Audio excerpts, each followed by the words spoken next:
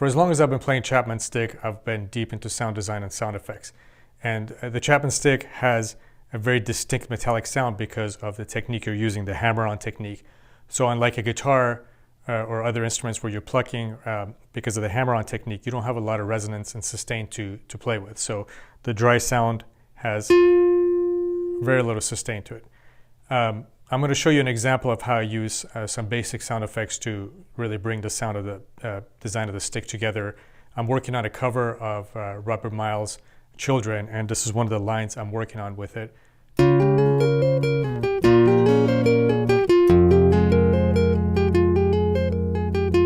So that's the bare bones sound of the stick. Now this is a stick guitar I used to play at the Grand Stick, so I'm actually missing out a little bit more of a lower range too, where I think sound design and sound effects become even more useful for this. So the first thing I'm going to do with this is just add a little bit of reverb to the melody side. Going to do the same thing to the bass side, but add less to it because I don't want it to get muddy. So very subtle on the bass side. And then on the melody side, I'm going to add some acoustic guitar modeling. Just helps the attacks a little bit and gives it more of a character. On the bass side, I'm going to add both some acoustic bass and some electric bass modeling.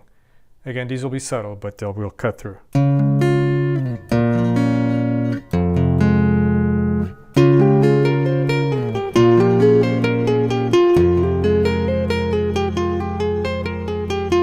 So right there, just that basic level of reverb and just a little bit of modeling makes a big difference in terms of how the sound cuts through, and also just giving it some lush. Next step, which I do a lot of, is using time delay on it. So this is the delay on the melody side.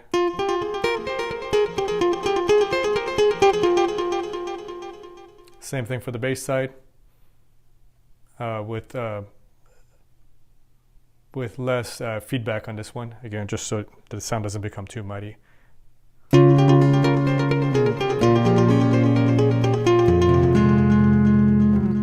And then last but not least, I add a little bit of compression, single compression for both sides to make the sounds of both sides kind of mesh together a little bit more and make it sound like one cohesive instrument.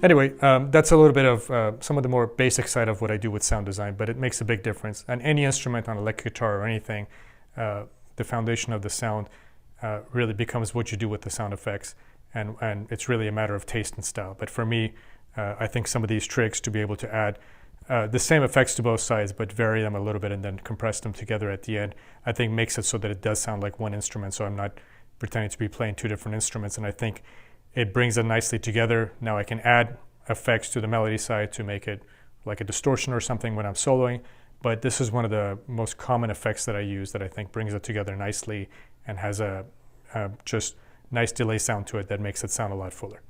Anyways, hope you enjoyed. I'm going to put up little bits here and there of what I do with the Chapman Stick and in terms of sound effects and design, and if you're interested, you're welcome to subscribe. Thanks for watching.